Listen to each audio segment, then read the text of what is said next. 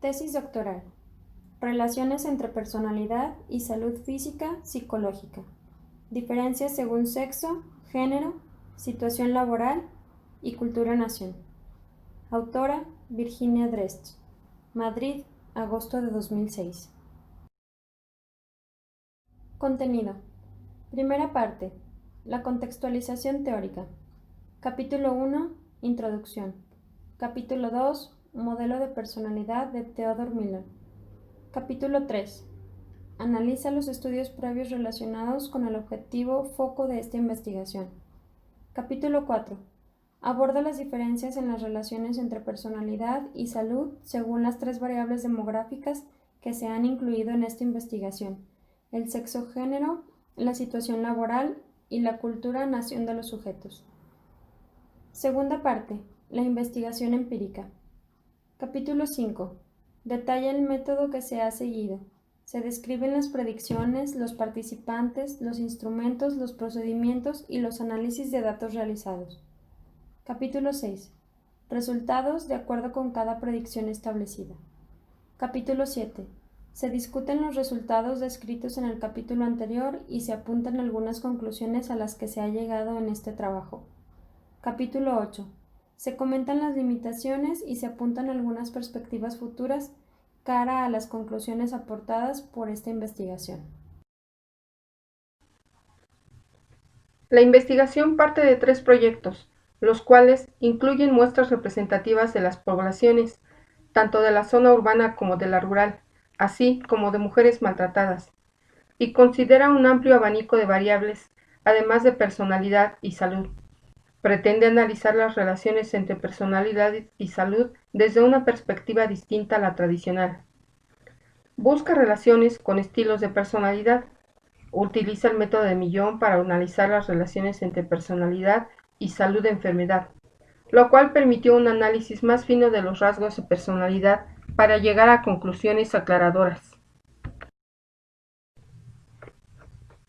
El capítulo 2 trata del modelo de personalidad de Theodore Millon.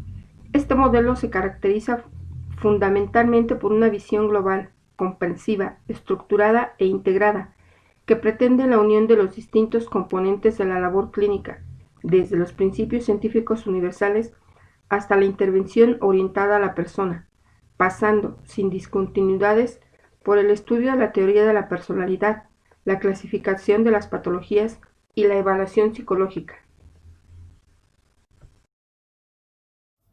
Personalidad. El modelo de Theodore Millon.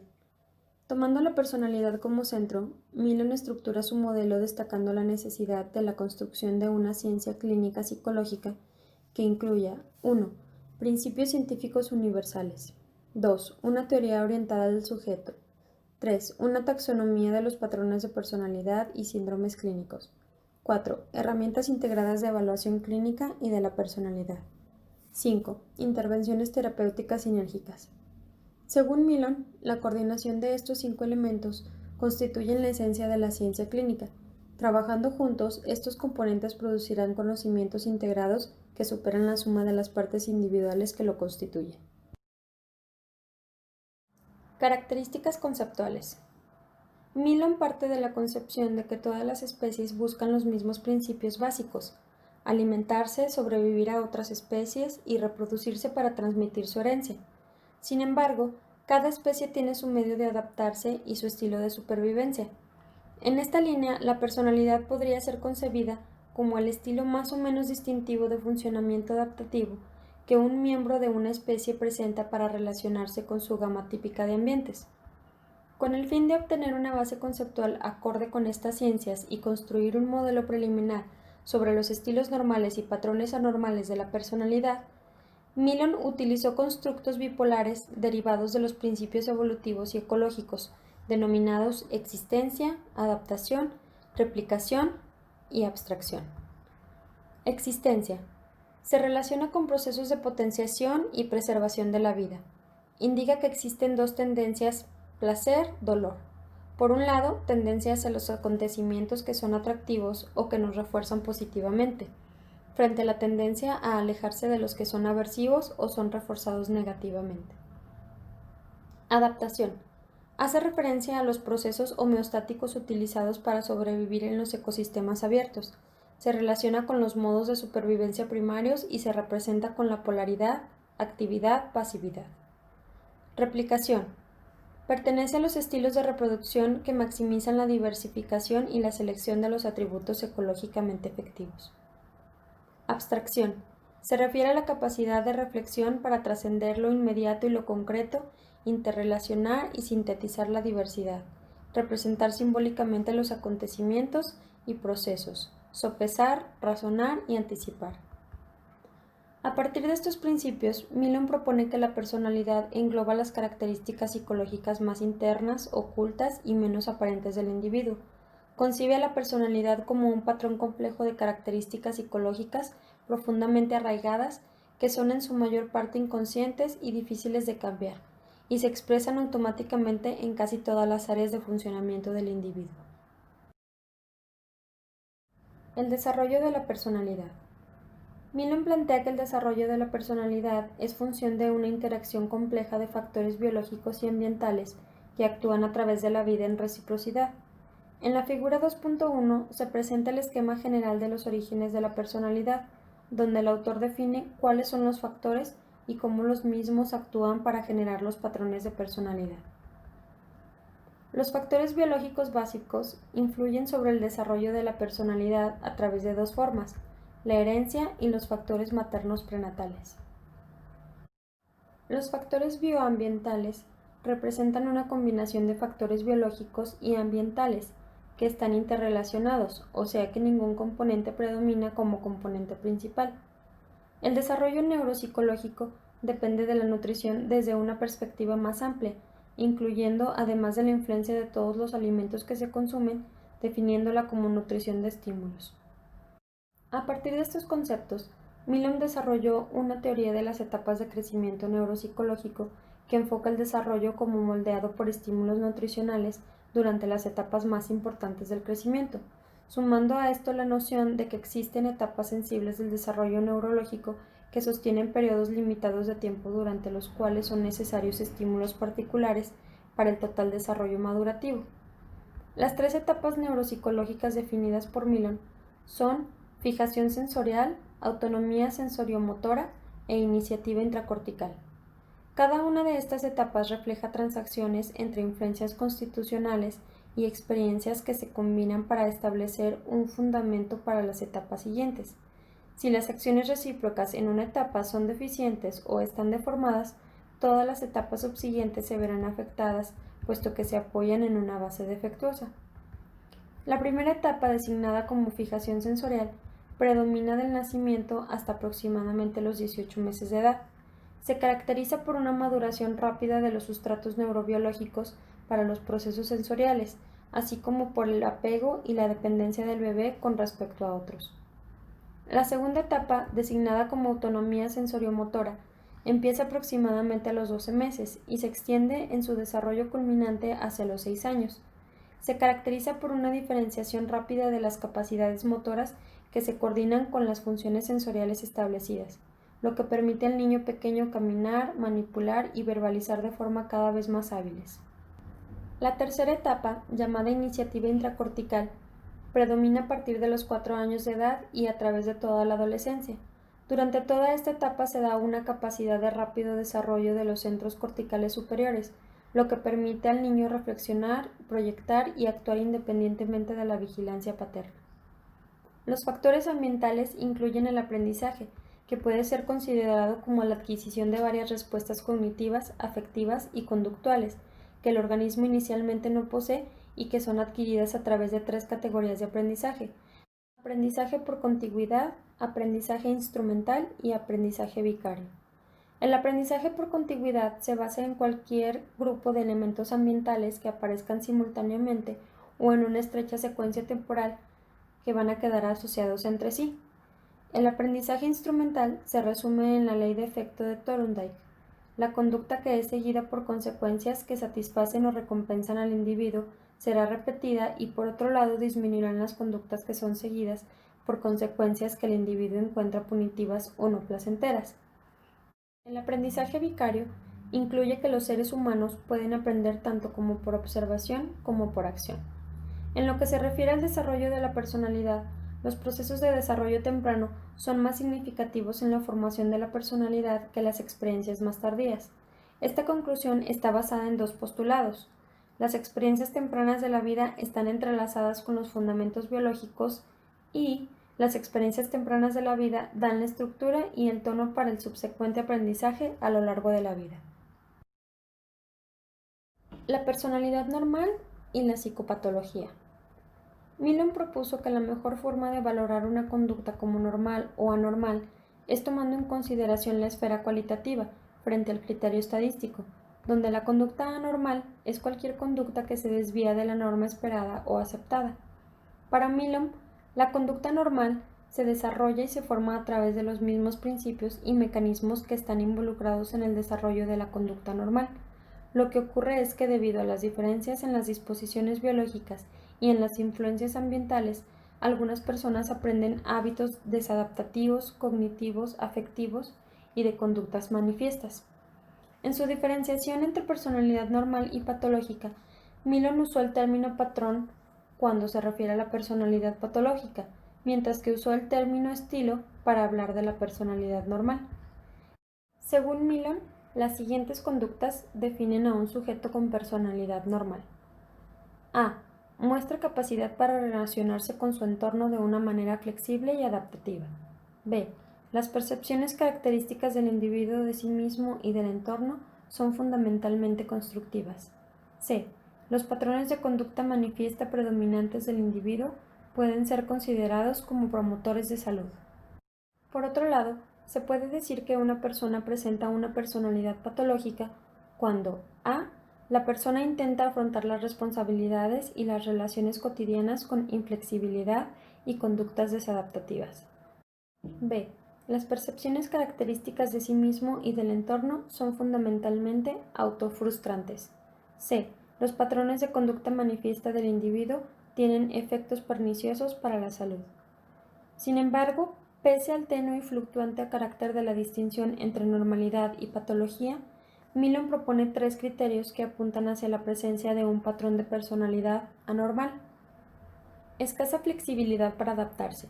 Se refiere a una tendencia del individuo a relacionarse consigo mismo y a enfrentarse al ambiente a través de estrategias apropiadamente rígidas y aplicadas uniformemente.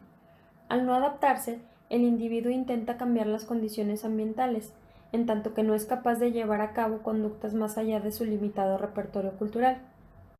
Tendencia a crear círculos viciosos. Se presenta a través de la manipulación del ambiente. Tendencia de provocar o poner en marcha nuevas conductas autofrustrantes, poniendo en movimiento círculos viciosos autodestructores que hacen que su malestar persista y se intensifique. Escasa estabilidad ante situaciones creadoras de estrés. Significa patrones de personalidad que de forma característica se muestran frágiles y carentes de elasticidad bajo condiciones de presión ambiental. Ante conflictos previamente no resueltos y resurgidos, es posible que el sujeto derive hacia formas patológicas de afrontamiento, con un control menos adecuado sobre sus emociones y finalmente con percepciones subjetivas y distorsiones de la realidad. Las herramientas de evaluación clínica y de la personalidad. Los instrumentos desarrollados por Milon y sus colaboradores son listados a continuación. Inventario multiaxial clínico de Milon. Cuestionario elaborado para suministrar información al profesional clínico en tareas de evaluación y toma de decisión sobre el tratamiento de personas con dificultades emocionales e interpersonales. Inventario de personalidad para adolescentes de Milon. Este cuestionario tiene como objetivo evaluar la personalidad del adolescente, sus características y sus problemas de comportamiento en el entorno escolar, académico y de orientación, además de valorar a adolescentes con problemas emocionales de conducta. Inventario clínico para adolescentes de Milon. Este cuestionario tiene un foco de atención puesto exclusivamente en la problemática clínica, cumpliendo dos finalidades: permitir una evaluación inicial de los adolescentes con trastornos para confirmar diagnóstico o asesorar estrategias individualizadas de tratamiento, y servir como instrumento para la evaluación de cambio debido al tratamiento. Inventario de conductas de salud de Milon. Este es un cuestionario creado para ayudar a los clínicos, tanto psicólogos como médicos, en la evaluación de la relación personalidad-comportamiento y salud en los pacientes de ambulatorio e ingresados, usuarios de servicios de salud. Inventario de estilos de personalidad de Milon. Está diseñado para evaluar los estilos de personalidad normal en adultos a partir de los 18 años de edad. Psicoterapia sinérgica y psicosinergia. Además del desarrollo de instrumentos de medida clínica y de la personalidad, Milon señaló la importancia de generar un modelo terapéutico que permita integrar todos los distintos ámbitos que componen actualmente el campo del estudio de la personalidad, es decir, los principios científicos básicos, los estilos y desórdenes de la personalidad deducidos de forma teórica, el modelo de clasificación de la patología psíquica, los instrumentos de evaluación con base empírica y la integración de las diversas modalidades terapéuticas, proceso que el autor nombra psicosinergia. Para Milon, psicosinergia significa integrar teorías conceptuales de las que se puedan derivar proposiciones deductivas, llevar a la construcción de una taxonomía coherente en el dominio del sujeto, poseer una serie de instrumentos empíricamente orientados que puedan identificar y cuantificar los constructos taxonómicos, producir técnicas de intervención dirigidas al cambio que vayan en consonancia tanto con la teoría dada como con la metáfora integradora que se halla en el origen de la personalidad misma.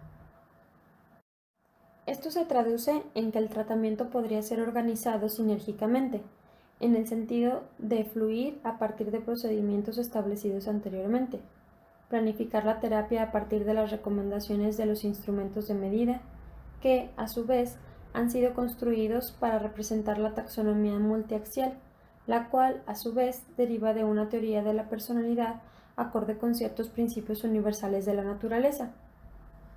En la intervención psicodiagnóstica, Milon plantea la integración de técnicas que se utilizan en series temporales y que promueven el cambio que podría no ocurrir si usásemos solamente una técnica. La integración insiste en la primacía de una gestalt que da coherencia, proporciona una estructura interactiva y crea un orden entre los elementos. Cada personalidad es una síntesis y sistema sustantivo. El todo es más grande que la suma de sus partes.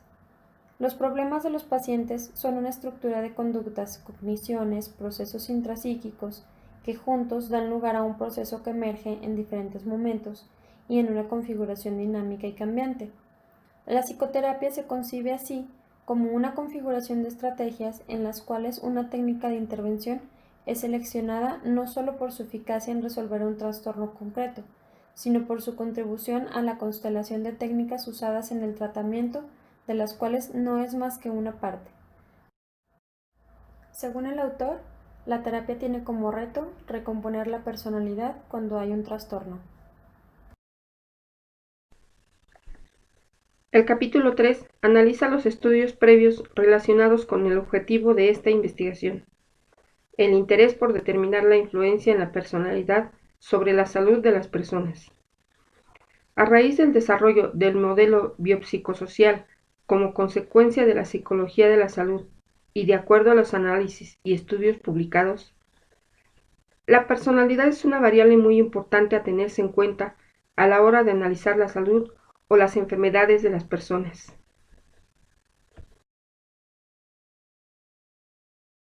Podemos observar que el concepto de salud y enfermedad existía desde la prehistoria y que éste se daba con base en el conocimiento que el hombre desarrollaba de su mundo. El hecho de que el modelo biomédico clásico, que define la salud en términos de ausencia de enfermedad, haya sido el modelo dominante desde Galeno hasta la fecha de hoy, ha permitido un avance significativo en la medicina, estimulando el desarrollo de fármacos sintéticos y tecnología médica, puesto que la investigación se ha centrado en controlar enfermedades causadas por un agente patógeno específico.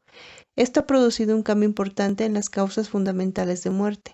Actualmente, los problemas sanitarios fundamentales ya no proceden de las enfermedades infecciosas, sino de las enfermedades crónicas que se desarrollan, persisten y vuelven a aparecer durante un largo periodo de tiempo.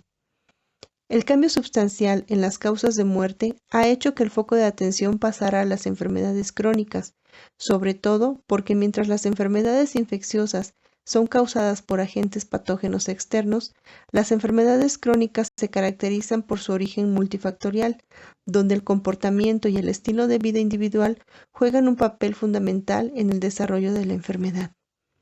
La evidencia cada vez más presente de que los factores psicosociales están estrechamente relacionados con el desarrollo de las enfermedades, sobre todo crónicas, pero también las infecciosas, ha dado lugar al surgimiento y fortalecimiento del modelo biopsicosocial en la segunda mitad del siglo XX. El modelo biopsicosocial sostiene la idea de que los procesos biológicos, psicológicos y sociales están integral e interactuadamente implicados en la salud y en la enfermedad.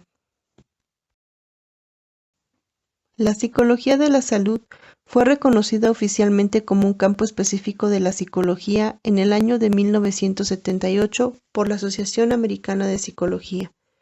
Surge con el objetivo de unir dos grandes áreas de la ciencia, lo que es fundamentalmente biológico, que ha estado bajo el dominio de la medicina, y lo específicamente psicológico, estudiado por la psicología. Trata de estudiar, comprender y predecir cuáles son los factores psicológicos que juegan un papel en la aparición de las enfermedades, que pueden acelerar o ralentizar su evolución. En la figura se presenta el modelo transaccional en psicología de la salud, propuesto por Bruchon-Schweizer.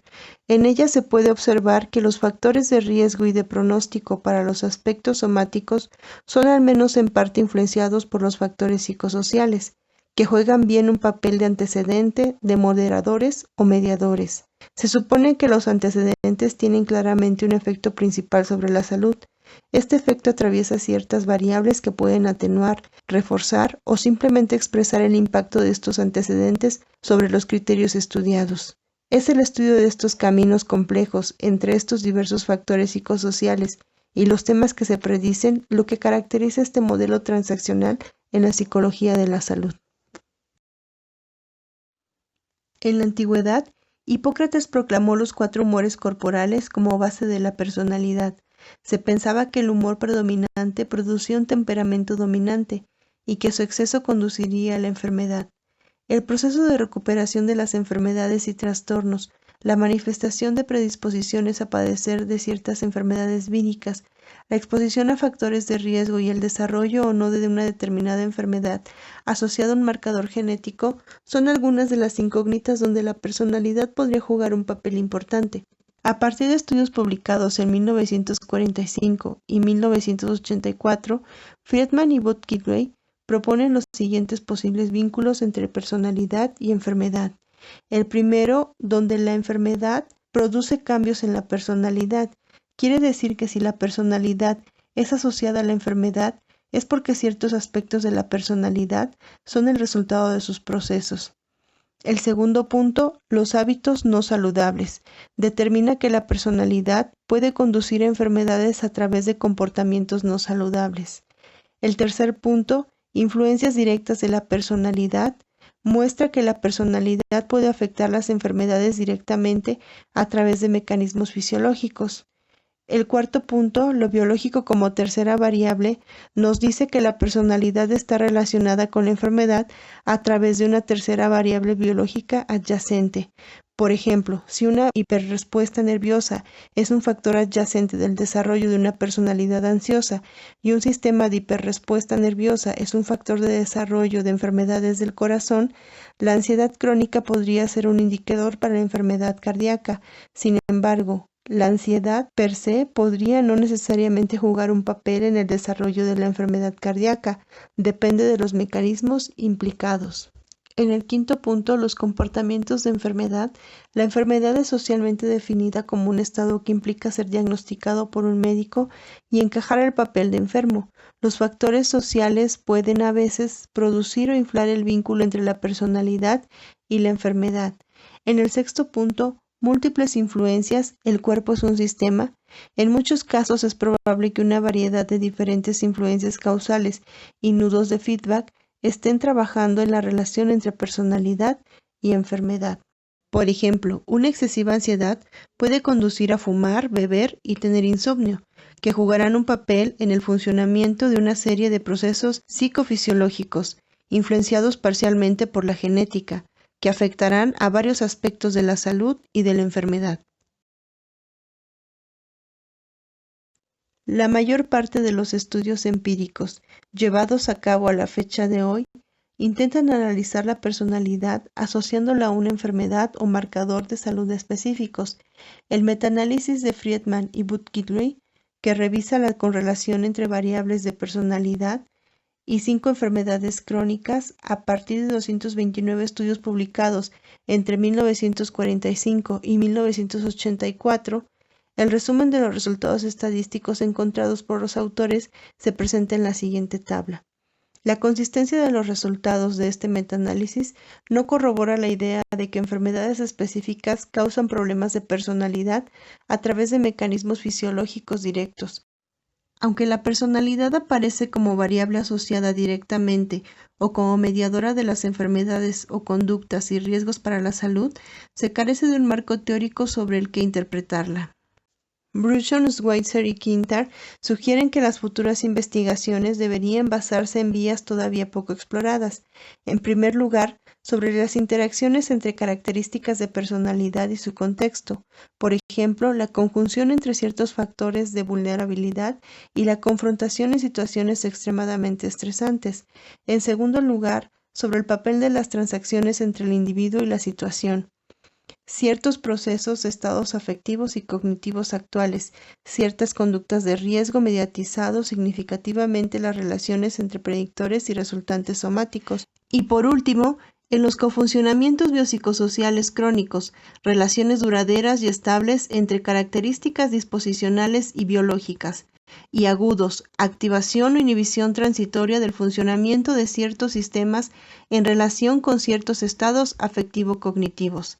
En resumen, sobre estudios que considerasen la personalidad como una variable subyacente o mediadora en los procesos de salud-enfermedad.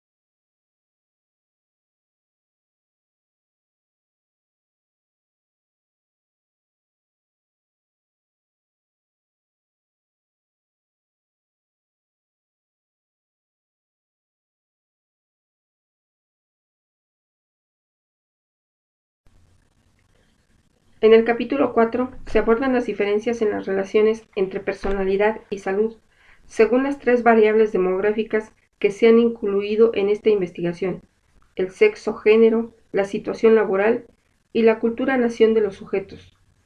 En lo que respecta a las diferencias según sexo-género en las relaciones entre personalidad y salud, es relevante destacar que las diferencias encontradas pueden estar aplicadas en parte por el papel social desempeñado por los sujetos.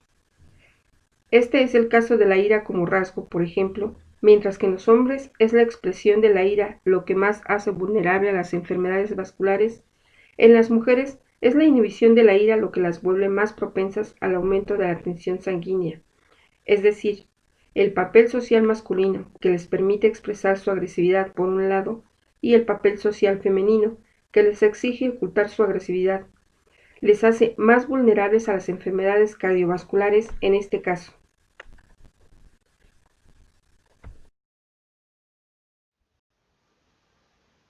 En las siguientes diapositivas se muestra la relación entre personalidad y salud según las 3 variables demográficas, que son el sexo y género, la situación laboral, cultura y nación, donde sexo de la primera variable se refiere a las características biológicas y fisiológicas. En las biológicas, la anatomía, y en las fisiológicas, la actividad hormonal y funcionamiento de los órganos. Dichas peculiaridades marcan la especie haciendo divisible a hombres y mujeres. Esta diferencia de sexo señala distintas formas de enfermar para cada grupo o bien de conservar su salud. Mientras con género nos referimos al papel social y cultural que cada individuo ejerce ante la sociedad, es decir, rasgos de personalidad, comportamiento o ámbito social.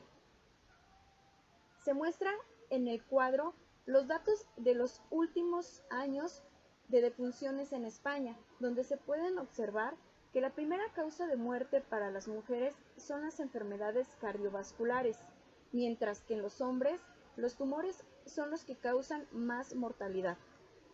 Así bien, la combinación de ambos factores, sexo y género, son cruciales para matizar la salud de hombre y mujer. Como señala Varell y Fonseca, la salud entre sexos es diferente porque influyen factores biológicos, es decir, genéticos, heredados, fisiológicos, etc., que se manifiestan de forma diferente en la salud y en los riesgos de enfermedad. Las mujeres viven más, pero eso no quiere decir que sean más sanas. En promedio viven de 7 a 10 años más que los hombres. Pero la encuesta realizada por la salud en el año del 2003 autoevaluó que la salud de las mujeres es peor a la de los hombres. Otros puntos a considerar como variables de la salud son situación laboral, nivel educativo, vivir en pareja o no vivir en pareja, vivir en zona rural o urbana. En las mujeres presentan puntuación más elevadas en depresión, en querer ser aceptadas por la sociedad, mientras que los hombres muestran promedios más altos en autoestima, las mujeres en neuroticismo, los hombres en psicoticismo. Las mujeres tienen sentimientos negativos, mientras que los hombres son más dominantes.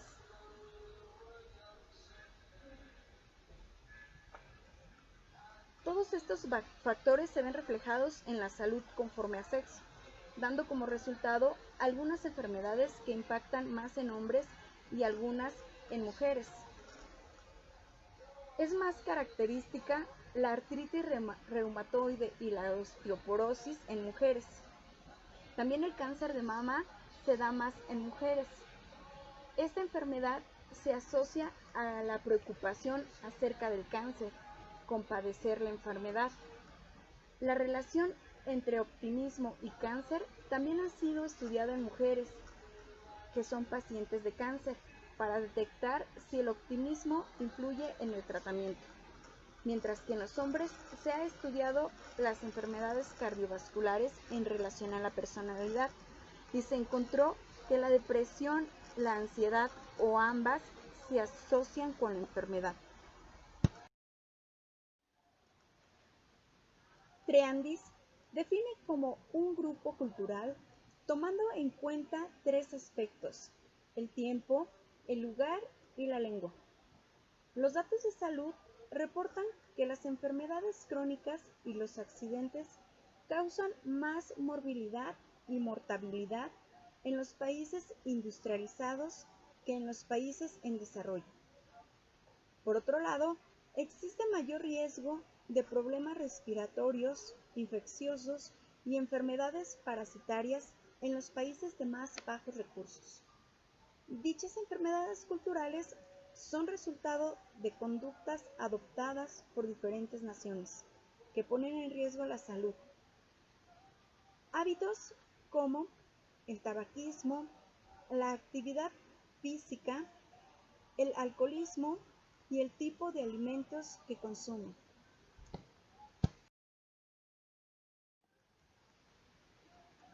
La situación laboral se refiere al lugar que el sujeto ocupa en el mercado, es decir, el rol de actividades que desempeña, como pueden ser trabajo remunerado, trabajo no remunerado o trabajo en casa.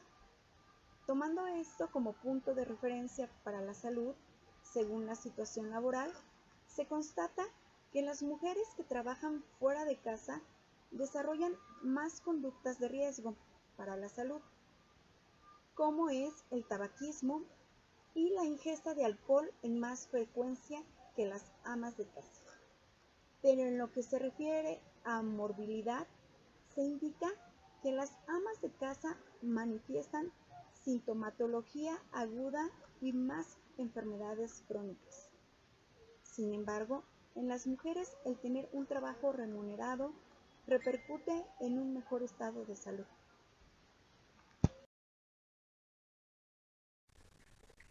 El capítulo 5 detalla el método que se ha seguido. Se describen las predicciones, los participantes, los instrumentos, los procedimientos y los análisis de datos realizados que se han llevado a cabo por separado en cada país. Los análisis se han llevado a cabo por separado en cada país. Este índice se ha calculado sumando las puntuaciones en salud física y en salud psicológica. Las puntuaciones en salud física son resultantes de la suma de las variables dolencias físicas y salud percibida. Las puntuaciones en salud psicológica provienen de la suma de las variables ansiedad, autoestima y satisfacción personal. Para analizar las diferencias de sexo y situación laboral entre las relaciones entre personalidad, se han calculado las correlaciones para mujeres y hombres por separado, con el fin de analizar las diferencias de sexo, y en segundo lugar, se han calculado los coeficientes para cada grupo de sujetos según su situación laboral: amas de casa, mujeres empleadas, mujeres en paro, hombres empleados y hombres en paro.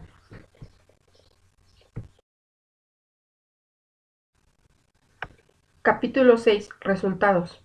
Los resultados se presentan por separado de acuerdo con cada uno de los 3 estudios de esta investigación. Análisis previo, relaciones entre personalidad y salud, para cada una de las muestras utilizadas: española, portuguesa y brasileña. En el estudio 1 se presentan los análisis previos que permiten comprobar si los instrumentos reúnen las condiciones psicométricas necesarias para su uso como medida de las variables y poder así seguir con los análisis siguientes. En el estudio 2 se analizan las relaciones entre personalidad y salud con el objetivo de identificar cuáles son las variables de personalidad que se relacionan significativamente con salud física, psicológica, su tamaño del efecto y en qué sentido. Analizar el perfil de personalidad de los grupos extremos respecto al estado de salud, es decir, un grupo con buena salud y otro con mala salud. En el estudio 2 se repiten los análisis correlacionales realizados en el estudio 2 para cada país, pero separados por sexo y de acuerdo a la situación laboral, con el objetivo de verificar si el sexo, género y la situación laboral modulan las relaciones entre personalidad y salud. En el capítulo 7 se discuten los resultados descritos en el capítulo anterior y se apuntan algunas conclusiones a las que se ha llegado en este trabajo de las predicciones 1, 2 y 3.